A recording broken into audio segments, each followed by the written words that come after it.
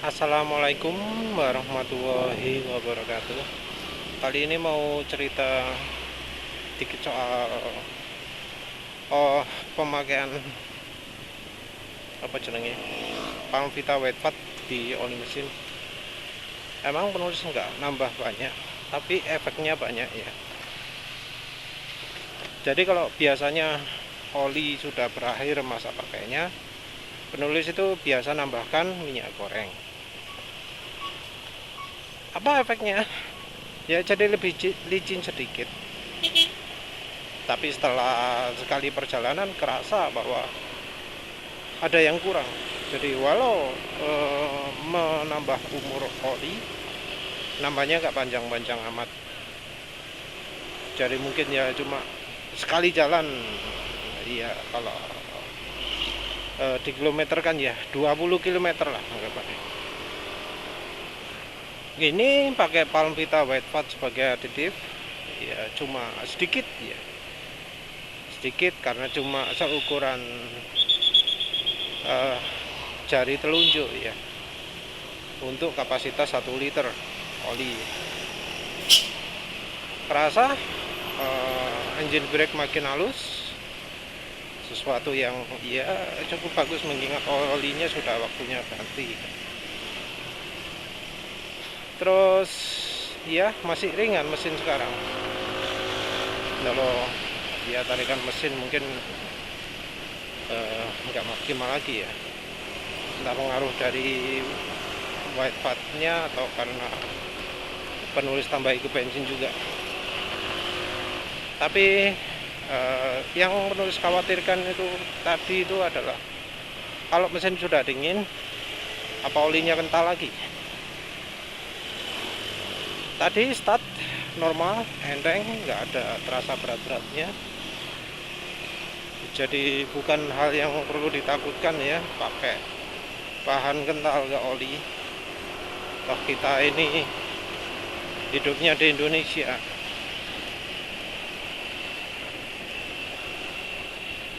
Jadi tambah licin dan penambahan kekentalannya nggak terasa di saat motor baru dinyalakan. Nyala masih normal, betul-betul normal.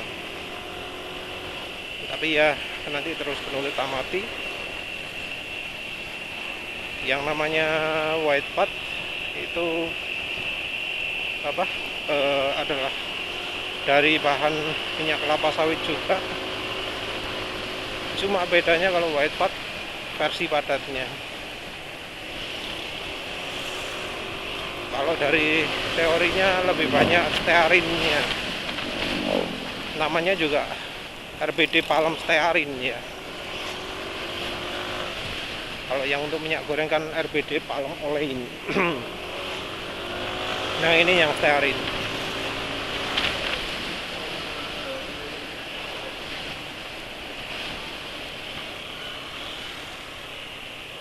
Ya wes itu sekarang bahas soal oli palsu. Penulis diminta untuk menjelaskan apa sih ciri-ciri oli palsu. Kalau sebelumnya sih penulis jelaskan gimana caranya beli oli palsu.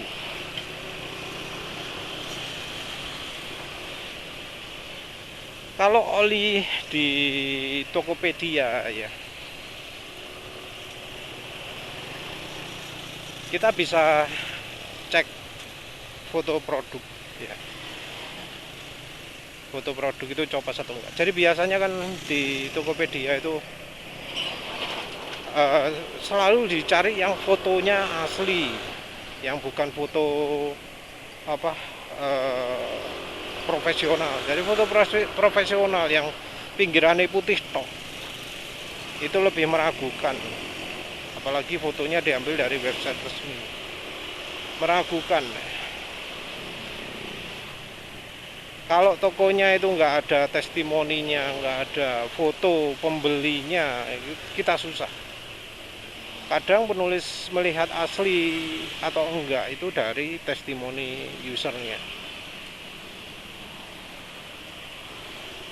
Jadi usernya itu pembelinya itu ngomong olinya asli atau palsu, atau kadang dia posting fotonya, ada kita menilai dari fotonya testimoni. Tapi kan ada yang jual oli gitu nggak ada konsumennya, masih belum ada yang beli.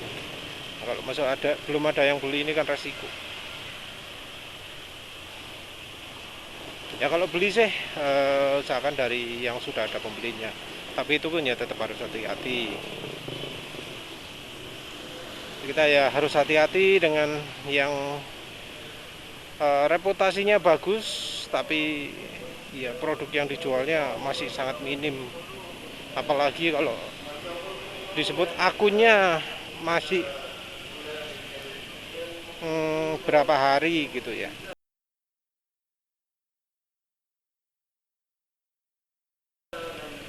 Itu kira kita harus hati-hati. Soalnya perlindungan terhadap konsumen itu lemah di toko online. Kalau ditipu kita susah komplainnya. Komplain mungkin resiko terbesarnya ya tokonya ditutup. Kalau tokonya ditutup dia bisa buka lagi. Terbukti dari ya banyak toko-toko yang umurnya harian ya. Satu orang bisa punya banyak toko. Kalau yang sudah seperti itu, yang sudah profesional seperti itu ya susah ya.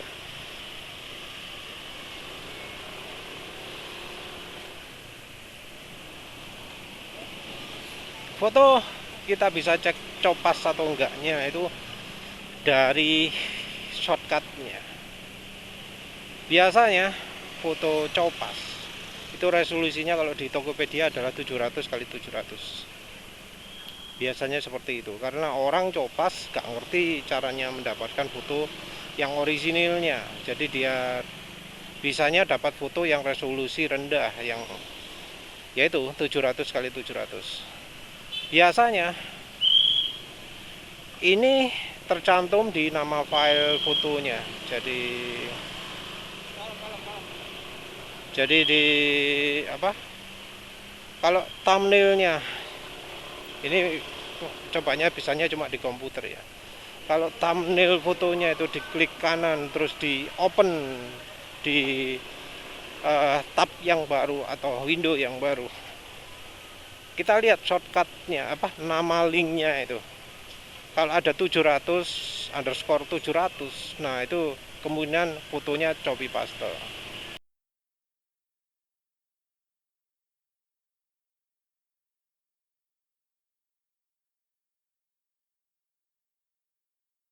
Kalau yang orisinil pasti nggak ada.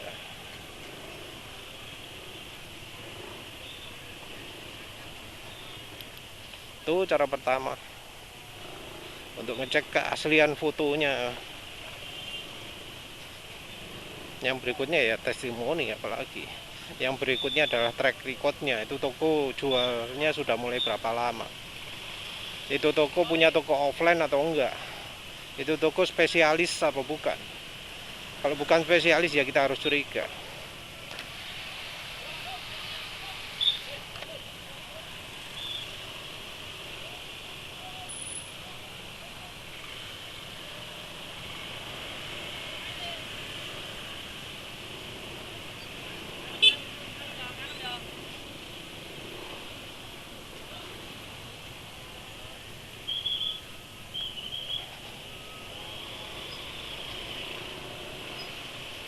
Terus kalau dari sisi harga sulit ya, kita nggak bisa cari yang harganya lebih mahal karena ada palsu dijual lebih mahal juga ya. Mereka tahu teknik kita. Terus lihatnya gimana ya, lihat aja di website tersebut dia jual olinya berapa macam. Kalau yang jual palsu ya kadang jualannya ada dua di tokonya itu, jadi untuk satu barang ada dua item, yang satu murah yang satu mahal. Jadi dia mengecoh pembeli pakai dua cara. Pembeli yang takut beli harga murah dapat palsu, dan pembeli yang cari barang ori tapi murah. Nah itu dua-duanya terakomodir gitu ya istilahnya. Repot kalau sudah gitu. Jadi ya kita nggak bisa pakai patokan harga karena kadang terlalu murah, kadang terlalu mahal gitu ya. Yang jualan gitu canggih lah. Kadang mahalnya luar biasa gitu ya. Jadi dapat untung banyak dia, barangnya palsu. Terus ada konsumen beli mahal karena menganggap kalau mahal itu asli.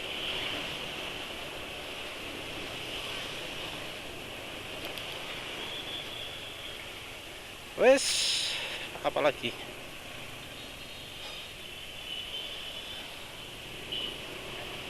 Biasanya sih kalau penulis cari oli, penulis cari ke spesialis. Kalau orang jualnya macam-macam banget, penulis malah nggak percaya. Jadi yang spesialis jualan oli gitu ya, jualan produk otomotif.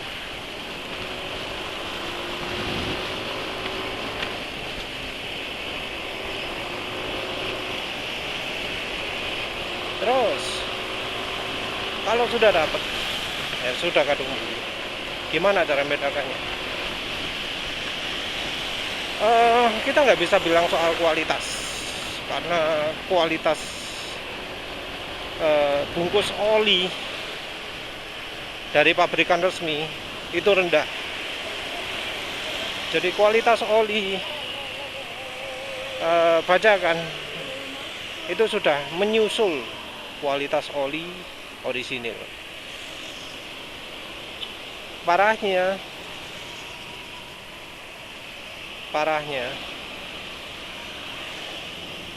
ada beberapa oli yang bungkusnya itu kayak bungkus oli palsu lah. Jadi kayak misalnya dulu ada logo hologram, sekarang nggak ada. Dulu bisa di barcode, sekarang nggak ada. Atau barcode-nya general gitu ya. Itu biasanya kalau pabriknya sudah ngesukkan ke pabrik lain. Jadi misalnya aslinya Perancis pindah ke Vietnam. Kalau yang oli lokal malah kadang mengejutkan. Kayak misalnya yang kemarin penulis beli oli Audi Loop sama oli Euro One. Dua-duanya pakai logo hologram. Harga oli 24 ribuan. Itu ada logo hologramnya di segel olinya. Jadi oli itu kan kalau dibuka biasanya ada segel. Nah, segelnya oli ecek-ecek itu hologram. Menarik ya. Ternyata ada yang tutupnya ada tulisannya Win, sama Evalup ada tulisannya. Yang ini enggak ada. Kok sama ya pembuatannya? Ini pakai logo hologram, ini enggak, ini pakai logo hologram. Terus ada juga penulis beli oli orisinil. Kalau yang soil nggak ada segelnya malah ya. Oli orisinil apa ya? Itu putih, polosan gitu ya. Tapi kalau oli lokal ya, itu kebanyakan ada gambare. Ada timbulnya lah. Timbul win, timbul apa gitu. Biasanya kayak gitu kalau oli lokal. Kalau oli impor wis. Oli motor multi power kalau nggak salah polos ya. Ada juga yang logonya itu di balik tutupnya, di bagian yang ikutan dengan tutup botolnya itu loh, penyegel kertasnya itu. Jadi itu kadang ada simbolnya, nggak semua tapi ada polosan pisan resmi.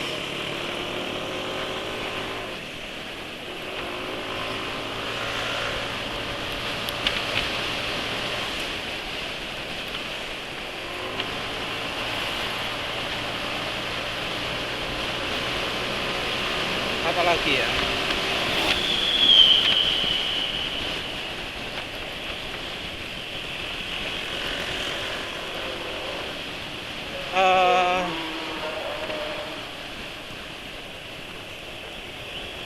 Kalau yang logo-logo penulisan barusan beli Raveno ya, itu ada ultravioletnya harusnya. Tapi kalau kita nggak punya scanner ultraviolet ya apa ndeloke ya.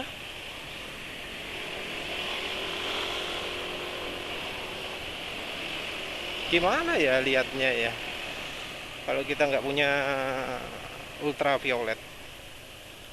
Oh iya, penulis HP-nya pakai cover ultraviolet ya. Nanti penulis cobalah pantulkan ke layar HP-nya apa kelihatan gitu. Jadi kan kalau coating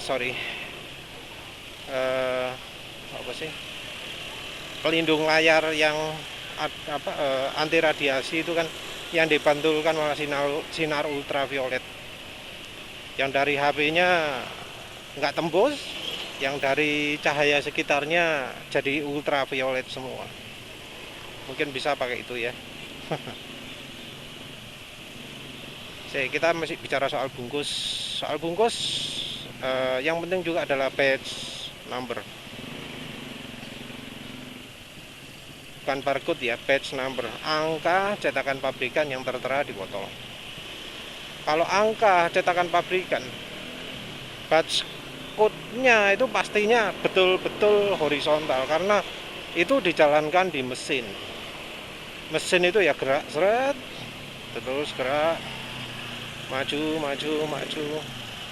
Kalau lewat nozzle printernya kesemprot, cos. Karena geraknya itu kalau di conveyor belt apa sih jenenge, wis pokoknya transportasinya ya bang, bagian yang mengarahkan itu kan pasti datar, maka cetakannya pasti datar. Nah kalau sampai ada cetakan yang apa jenenge melengkung, nah itu aneh ya, karena ya nggak ada alasan pabrikan itu mencetak melengkung gitu. Masa mencetak ditaruh di belokan? Enggak, mencetak itu pasti di lintasan lurusnya. Entah di bagian mana, di bagian atas, atau kalau di motul ada yang di bagian bawah.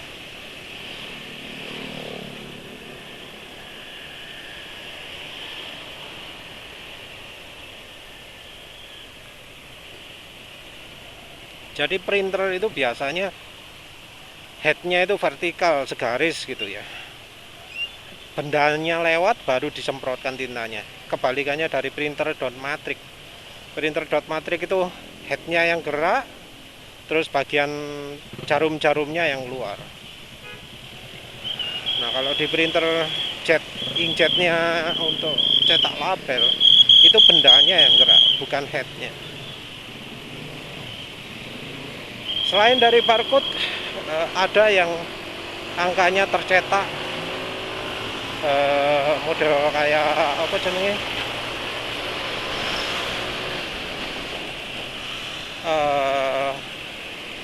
meseran ya, meseran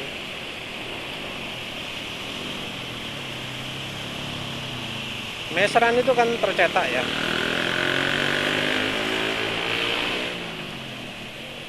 Nah meseran itu angkanya kan cetakannya itu rata dari awal sampai akhir, itu rata. Nah kalau sampai nggak rata kita harus curiga. Jadi nggak rata itu misalnya ya bagian depannya tipis, belakangnya tebel, atau tengah-tengahnya tebel. Yang dilakukan Pertamina ini, angka batch code-nya dicetakkan ya, itu sesuatu yang sulit untuk direplikasi. Bukan sesuatu yang mustahil dilakukan, tapi sulit. Kenapa sulit? Karena ya harus pakai alat khusus kan, berarti order botol yang ada batch code-nya timbul gitu ya sulit. Apalagi karena biasanya andalannya adalah botol bekas. Kalau botol bekas ya nggak bisa gitu kan.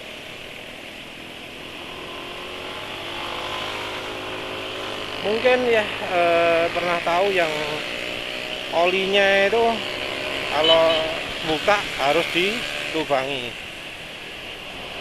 Apa itu anti bajakan? Ya enggak juga, karena penulis sering lihat ya, produk-produk mesran ya, mesran SI40 yang jelas-jelas palsu. Masa namanya mesran bagian tutupnya budel ya, gak roto, nggak mungkin.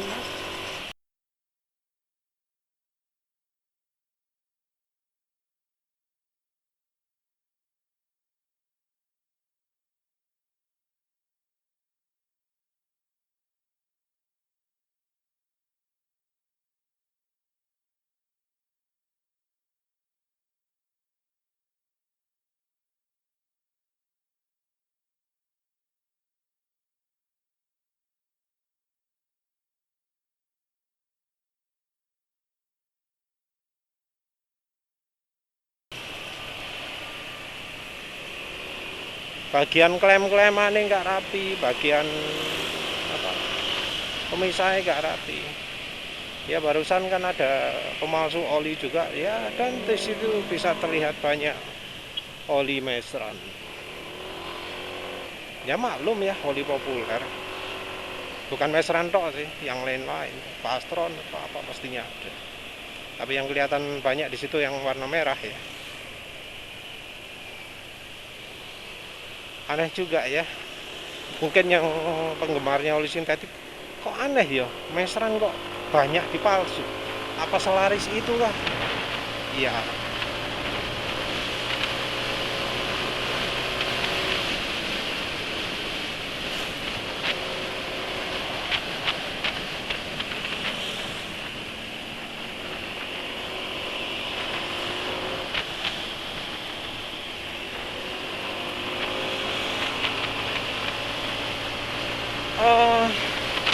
Apa jenisnya?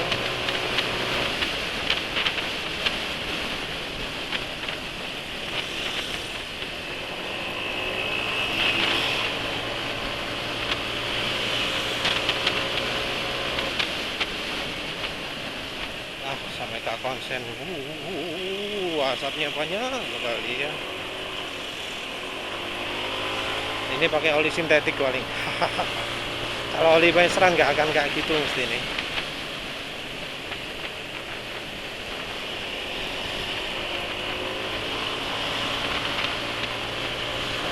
Apa mana?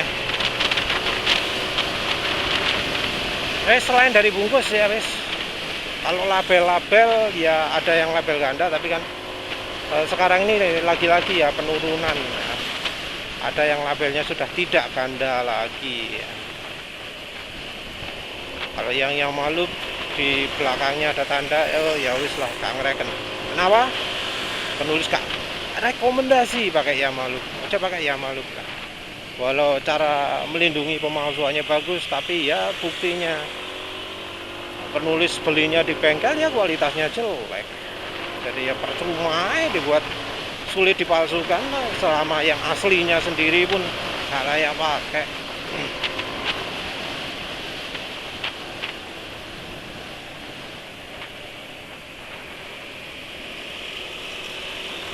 Nah, apa lagi? Sekarang dari olinya sendiri. Oli itu pasti punya bau yang khas. Dan namanya pemalsu oli.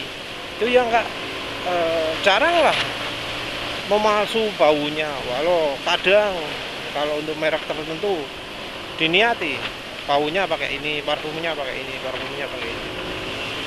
Kadang sulit membedakan dari bau. Mungkin yang lebih mudah adalah warna, tapi kadang-kadang orang nggak tahu warnanya apa.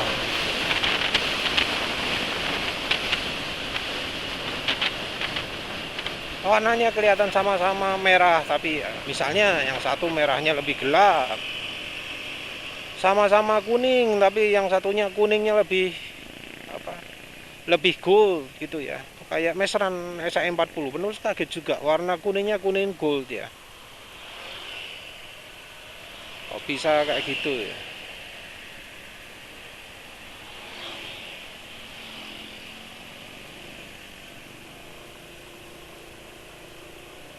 Yang jelas kalau nggak biasa ya kita bisa ketipu misalnya, karena oh sama-sama merah tapi padahal ya itu warnanya merahnya nggak normal.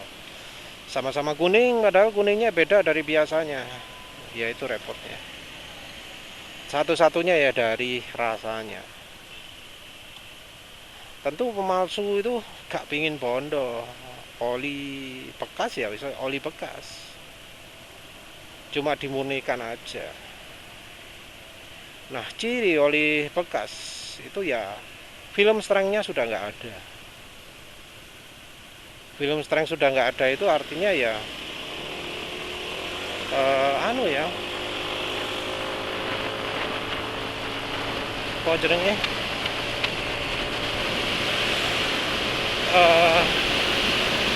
nggak halus lagi kalau dipakai.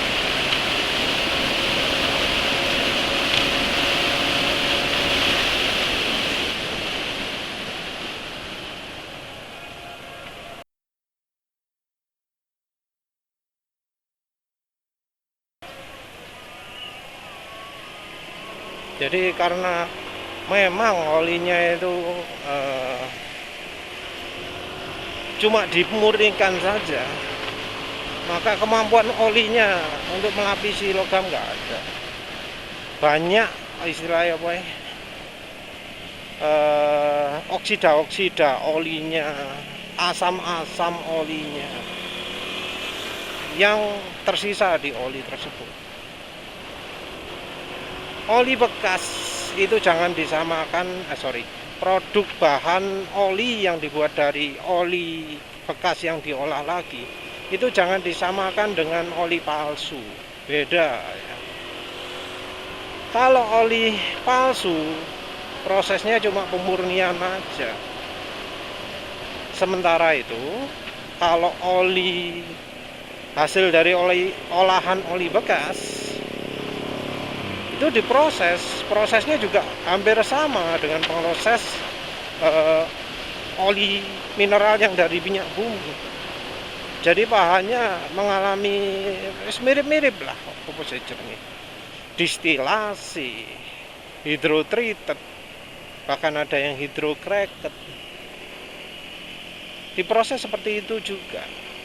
Makanya hasil pengolahan oli dengan bahan oli bekas itu kualitasnya mendekati dengan oli yang dibuat dari minyak bumi, dan rasanya ya bisa jadi malah lebih murni daripada yang dari oli langsung minyak bumi, karena kan ya banyak partikel-partikel yang sudah disaring, walau kemudian banyak juga partikel-partikel yang jadi muncul karena ada proses pembakaran. Jadi mungkin ada kayak gram-gramannya mesin, ada kerak, ada karbon, ada apa mana ya, yang dari mesin ada campuran kulan, karena kan ya memang namanya mesin ya, macam-macam.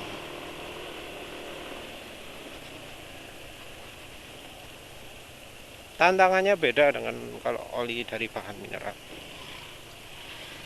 Balik lagi ke oli palsu,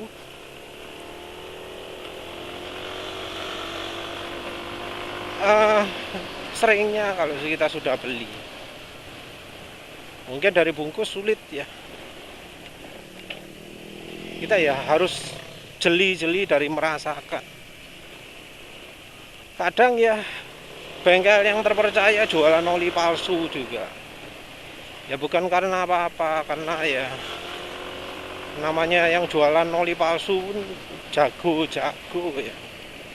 Ada yang jualannya itu yang penjualnya tahu terus tetap jual, ada juga yang penjualnya sendiri nggak tahu bahwa oli yang dia beli itu bekas. Kalau sudah gitu repot kan, mau beli offline juga dari pembeli, dari penjual yang betul-betul kita percaya ya, nggak tahu bahwa yang dijualnya itu palsu, repot kan, jadi nggak enak kan.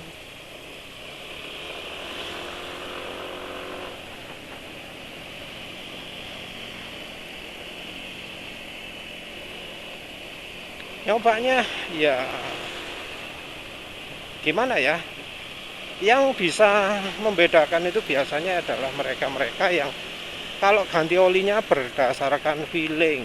Jadi mesin sudah kasar, performa sudah turun, ganti oli.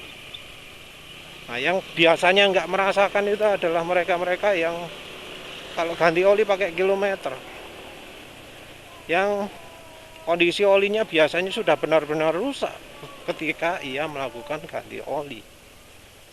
Kenapa kok penulis ngomong benar-benar rusak? Karena orang yang kebiasaan ganti olinya mengikuti kilometer,